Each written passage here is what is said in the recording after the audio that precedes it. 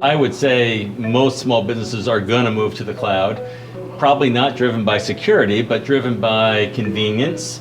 A lot of the applications are moving to cloud-based applications, which makes the administration of those applications easier, the updates and all that sort of thing. So the question is that still secure? Well, I kind of want to actually address two issues here.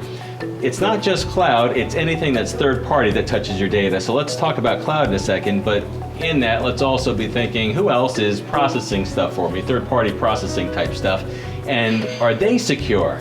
Okay, so really anything that touches your data has to be more secure or as secure as you are. Cloud, means a lot of things to a lot of people, but essentially what I'm doing is I'm storing data and putting applications or running applications from somewhere else.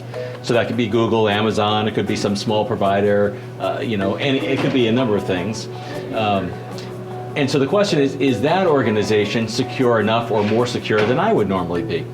Well, I tend to like cloud in the small business if we go with a larger company that's being scrutinized all the time. If it's a prominent name out there, chances are they are being looked at very hard because chances are big companies are using those companies to host their data. Yeah, I know usually when you sign up for a cloud subscription service that you have to sign off on some lengthy agreement that nobody looks at, they just check. Right. But should there be a more in-depth, should you spend a little bit more time investigating or yes, vetting out those cloud services and doing some research? So there's a couple things you can do. First of all, I would not go with the low-cost provider. Like here's a company nobody's ever heard of, but they have a cloud service and it looks a lot like this bigger company, but it's cheaper. Don't do that, because that means that they've cut, somewhere, right?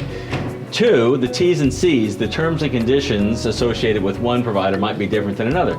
So you want to know, like for instance, who owns my data, right?